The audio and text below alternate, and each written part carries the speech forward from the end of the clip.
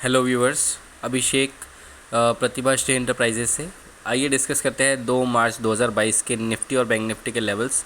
इसके पहले हम एक बार चेक कर लेते हैं कि एफआईआईज़ और डीआईएस का क्या एक्टिविटी रहा 28 फरवरी को, मतलब कल के दिन। 3,948.47 करोड़ की बिक्री थी एफआईआईज़ की और डीआईएस ने 4,142.82 करोड़ की खरीदी करी है।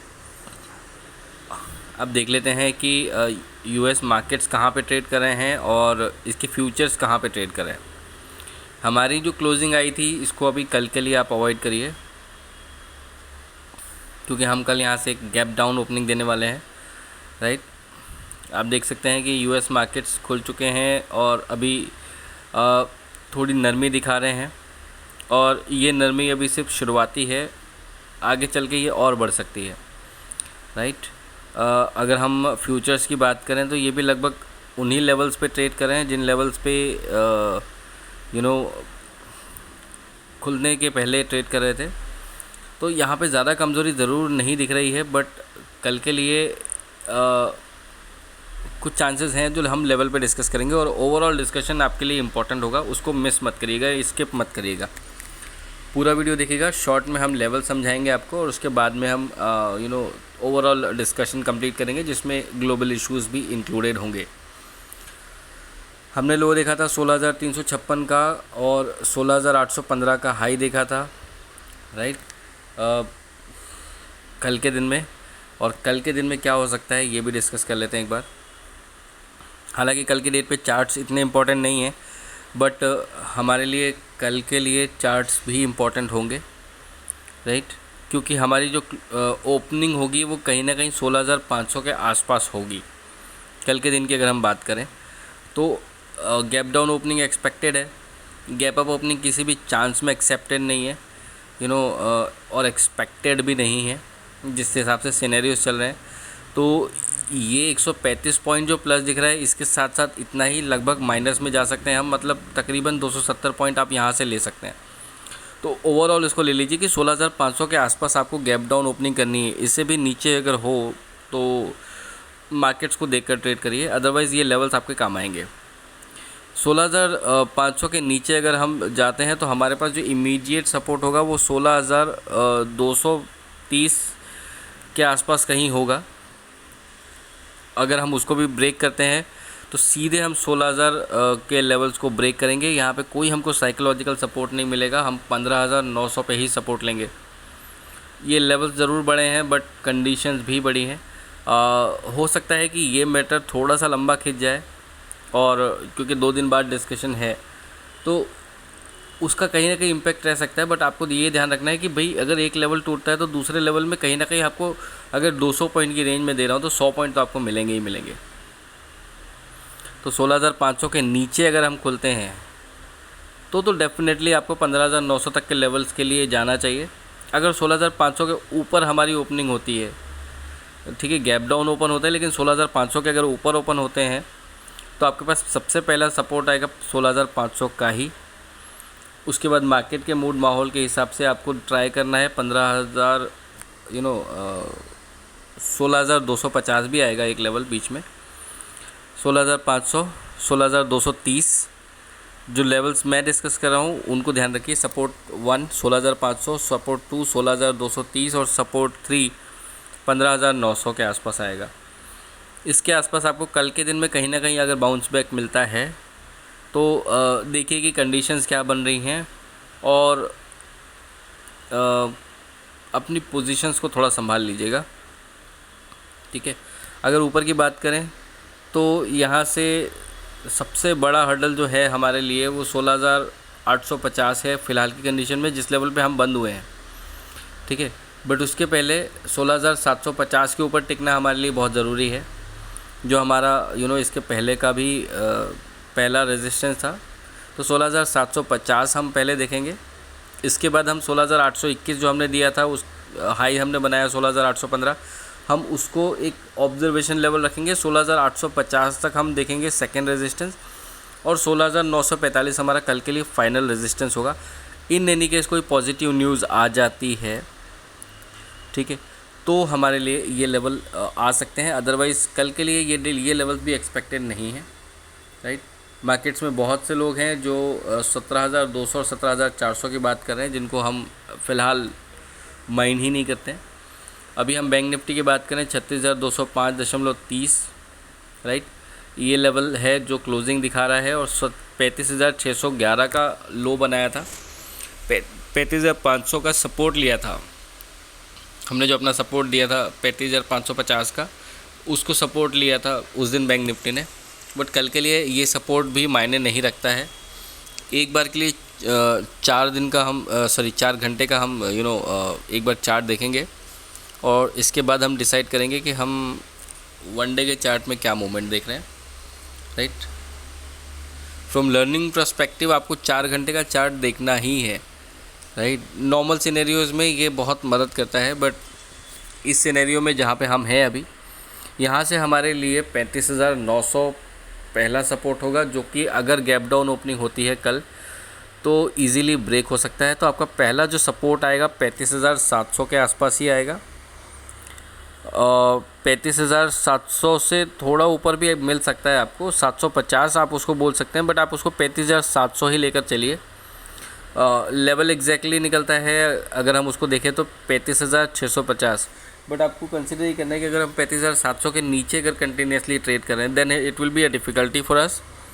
इसके बाद 35,550 हमारे लिए सेकंड सपोर्ट होगा, काफ़ी करीब का है, बट आपको यही ध्यान रखना है, ठीक है। अगर गैप डाउन ओपन होते हैं 35,900 के नीचे, तो आपके लिए जो पहला सपोर्ट आएगा वो 35,550 होगा।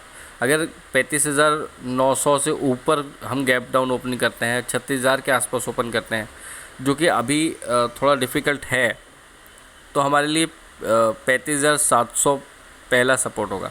तो ये सिनेरियो बेस है कि 35,700 सपोर्ट रहेगा पहले, या 35,500 रहेगा। इसके बाद में जो हमारा सेकंड सपोर्ट है वो 35,000 होगा,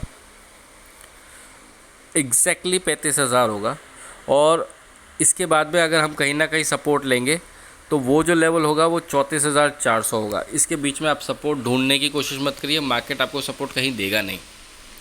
अगर मार्केट को गिरना है तो मार्केट गिरेगा, ठीक। जो रेस्ट्रिक्शंस और सैंक्शंस अभी यूएस लगा रहा है रशिया के ऊपर, उनका इम्पैक्ट कहीं ना कहीं बैंकिंग सेक्टर पे पड़ेगा, हमारे ऊपर पड़ेगा, एक्टिविटीज़ पे पड़ेगा, फाइनेंशियल एक्टिविटीज़ पे, जिसका डायरेक्ट और इनडायरेक्ट इम्पैक्ट हमारे बैंकिंग सेक्टर और एनबीएफसीज पे भी पड़ सकता है। इसको तो लेवल तो हमने डिस्कस कर लिए, ओवरऑल डिस्कशन को अभी कंप्लीट करते हैं, राइट। ओवरऑल डिस्कशन में सिर्फ इतना ही है कि जो लेटेस्ट अपडेट्स हैं वो ये हैं कि जेलेंस्की ने यूरोपियन यूनियन से कहा कि आप हमें यूरोपियन संघ में सदस्यता दे दीजिए, उसको मिल गई। बट अब वो बोल रहा है कि अब नाटो में सदस्यता दो, वो भी मिल जाएगी, बट जेलेंस्की ने रहना भी तो चाहिए कल तक, राइट। और ये एक इम्पॉर्टेंट अपडेट है, रशिया अब तक जो नहीं कर रहा था और जिसके लिए उसको ब्लेम किया जा रहा है, कहीं ना कहीं उसका सीधा इम्पैक्ट हमारे मार्केट पे और ग्लोबल इकोनॉमीज़ पे फ़र्क पड़ने वाला है। जिस चीज़ को लेकर वेस्टर्न कंट्रीज़ इतना कॉन्फ्लिक्ट क्रिएट कर रही हैं, अब एक्चुअली रशिया वो करने वाला है, और उसके लिए भी वो ऑलरेडी इन्फॉर्म करके कर रहा है कि आप वहाँ से हट जाइए जहाँ पे हम अटैक करने वाले हैं, राइट। कीव और खार्किव, ये 2 प्लेसेस हैं जहाँ पे मैटर ज़्यादा टेंस है। तो जिस हिसाब से रशिया एग्रेशन दिखा रहा है, ये पॉसिबिलिटी है कि कल तक इन दोनों डेस्टिनेशन को रशिया एक्वायर कर सकता है। अब इसके बाद में रशिया का एक्शन क्या होगा? अगर रशिया यूक्रेन के ऊपर कब्ज़ा करने की बात करता है, then it will be a difficulty. But अगर रशिया डीमिलिटराइज़ करके छोड़ देता है, एनेक्सेशन नहीं करता है, दोनों चीज़ों में फ़र्क है। आप इस चीज़ को समझिएगा और इसके हिसाब से ही पोजीशनिंग रखिएगा अपनी, राइट। दोनों में फ़र्क है, कब्ज़ा करना, क्योंकि अगर रशिया यूक्रेन के ऊपर कब्ज़ा करता है, it will be a difficulty. हाँ, हो सकता है कि रशिया यूक्रेन को डीमिलिटराइज़ करके अपना कोई प्रतिनिधि बिठा दे, या वहीं का कोई किसी और बंदे को बिठा दे सरकार को संभालने के लिए यूक्रेन की, दोनों में फ़र्क है। एक डायरेक्ट एक्विजिशन है और एक इनडायरेक्ट एक्विजिशन है। इनडायरेक्ट एक्विजिशन में जिस हिसाब से ये लोग हावी हो रहे हैं, यूरोपियन यूनियन हो रहा है और नाटो होने की कोशिश कर रहा है। नाटो के अभी मैं सुन रहा था, इसलिए अभी वीडियो बनाने में मुझे थोड़ा लेट हुआ और ये कन्वर्जेशन थोड़ा लंबा हो रहा है, क्योंकि ये सारी अपडेट्स आ रही हैं और एक भी अपडेट अगर मिस होती है तो आपके लेवल्स मिस होंगे और जो सही नहीं है, इसलिए हम इस डिस्कशन को थोड़ा लेंदी कर रहे हैं। आपको ये ध्यान रखना है कि डायरेक्ट एक्विजिशन नहीं हो। अगर डायरेक्ट एक्विजिशन होती है तो फिर रशिया को कहीं ना कहीं एक तगड़ा डिफेंस फेस करना पड़ेगा, यूक्रेन को लेकर भी और ग्लोबली जो कंट्रीज़ उसके अगेंस्ट में खड़ी हो रही है उनको लेकर भी। अगर डीमिलिटराइज करके छोड़ देता है रशिया तो भी ऑफेंस तो होगा, बट उतना नहीं हो पाएगा, राइट। अब कंडीशन ये है कि यूक्रेन के पास यूक्रेन की हालत नहीं बची है कि वो रशिया को और डिफेंड कर सके, और जो उस कॉमेडियन ने इस सिनेरियो को इतना सीरियस बना के रखा है, पूरे वर्ल्ड को एक वॉर की स्टेज पे ला के रखा है, he will pay of, Zelensky will pay of for his all mistakes. तो आपको थोड़ा सा अटेंशन रखना है, मार्केट की अपडेट्स पे ध्यान रखना है और इनके एक्शंस पे ध्यान रखना है। हो सकता है ये जो कन्वर्जेशन है ये 1 वीक और चल सकती है, क्योंकि 2 दिन बाद रशिया और यूक्रेन का एक और बैठक है और उसमें मैटर सुलझता तो नहीं दिखेगा, बट कहीं ना कहीं कॉम्प्रोमाइज़ हो सकता है, क्योंकि पूरा नेगेटिव सोचने के लिए हम अकेले नहीं बैठे हैं, पूरी दुनिया है उसके लिए। हम तो अपने व्यूज़ रखने के लिए बैठे हैं कि भाई ये वर्ल्ड वॉर नहीं होनी चाहिए, otherwise it will be a great difficulty for you. You need to sell all your stocks in the panic situation, क्योंकि 2-3 फैक्ट्स हैं जिनको डिस्कस करना है आपके साथ। अगर पिछले 5 महीनों की बात करें तो तकरीबन पौने 1.5 लाख से ऊपर, 1.5 लाख करोड़ से ऊपर की FIS की सेलिंग हो चुकी है, और फिर भी हम बहुत स्टीडी खड़े हैं निफ्टी और बैंक निफ्टी पे। यहीं अगर 2008 की बात करें तो मात्र 1 लाख करोड़ की बिकवाली हुई थी FIS की तरफ से, और हमारे जो लेवल्स थे 25-30 हज़ार का सेंसेक्स 8,000 पे था। निफ्टी बैंक निफ्टी की तो आप सोच ही लीजिए कि अगर वर्ल्ड वॉर होती है तो कंडीशन क्या होगी। आपके 1 लाख के अगर स्टॉक्स हैं उनकी वैल्यू 2-4 हज़ार, 5 हज़ार, 10 हज़ार रह जाएगी अगर वर्ल्ड वॉर होती है तो, ठीक है, जिसके सिनेरियो कम है। दूसरी चीज़ जो जेलेंस्की कर रहा है ये गलत है, क्योंकि जेलेंस्की को यूक्रेन की बात करनी चाहिए। अब वो जो इन्फ्लुएंस में आके बातें कर रहा है कि आप क्रेमिया को भी करिए और आप इसको डॉनबास को भी अपनी आर्मी से फ्री करिए।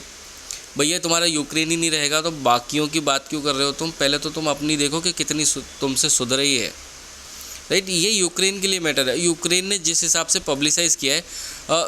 तीसरा जो डिस्कशन जो इम्पॉर्टेंट बात है, आज जो यूक्रेन में भारतीय स्टूडेंट की मौत हुई है ना, उसके लिए रशिया जिम्मेदार नहीं है, उसके लिए यूक्रेन जिम्मेदार है।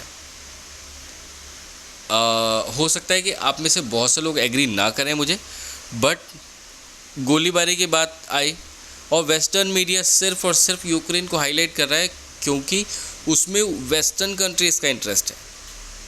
यूक्रेन को पता भी नहीं है कि उसका इस्तेमाल हो रहा है, और जब तक उसे पता चलेगा तब तक यूक्रेन ख़त्म हो चुका होगा, और मे बी कल आफ्टरनून तक हमको खबर आ जाएगी कि यूक्रेन इज़ नो मोर। फिर ये यूरोपियन यूनियन और नाटो क्या कर लेंगे? तो इसलिए मैं आपको कह रहा हूँ कि आपको अपडेटेड रहना है, ठीक है। ये गैप डाउन ओपनिंग हो सकती है, आपको उसके लिए तैयार रहना है। ये जो मार्केट ने जितनी बढ़त दी थी, इसको आपको एक निकलने का अपॉर्चुनिटी था। एक्चुअली उस समय तक अपडेट नहीं आए थे तो आप भी नहीं समझ पाते कि क्या चल क्या रहा है, बट अभी आपके सामने ये चीज़ें क्लियर है। रशिया ने ऑलरेडी अपने जो एटॉमिक मिसाइल से प्रिपेयर कर लिए हैं, सिर्फ अब लॉन्च करना बाकी है। एंड चाइना इज़ चाइना, मैंने आपको इसके पहले वाले वीडियो में कहा था कि चाइना ने डिप्लोमेटिकली साइड ऑफ किया, बट अब चाइना भी फुल फ्लेज्ड, क्योंकि उसके भी मोटिव्स हैं। इसीलिए एक्विजिशन वाली बात है कि चाइना का मोटिव है ताइवान को कैप्चर करना, तो उसको रशिया का सपोर्ट करना पड़ेगा अगर उसको ताइवान को कैप्चर करना है। बट वो इतनी इजीली नहीं होगा अगर ताइवान के ऊपर चाइना ये सब करना चाहे, बट अगर वर्ल्ड वॉर हो जाती है तो it will be a easy task for him. तो ये जो सिनेरियो है बहुत ही कॉम्प्लिकेटेड है, इसके ऊपर एक भी मैं अगर कोई भी बात एक्स्ट्रा कह दूँ तो वो सही नहीं होगा। इसलिए अभी जो सिनेरियो है इसको कीनली ऑब्जर्व करिए, वर्ड टू वर्ड आप इन सारी बातों को अगर याद नहीं रख पाते हैं तो कल दिन के दौरान भी आप ये वीडियो फिर से देख सकते हैं, दोबारा देखिए, लेवल्स लिख के रखिए, नोट डाउन करके रखिए, कोई भी अपडेट कोई भी आती है तो उसके ऊपर ध्यान रखिए। कोई क्वेरी आती है आपको मार्केट लेवल से related during the market charts also, जिस भी सोर्स के थ्रू आपको ये वीडियो मिल रहा है आप हमें उसी सोर्स पे कांटेक्ट करिए, we will be able to guide you on that, right. तब तक के लिए मुझे आज्ञा दीजिए, अभी के लिए इतना ही। आपका फ्रेंड अभिषेक फिर मिलेगा आपसे कल के लेवल्स के साथ।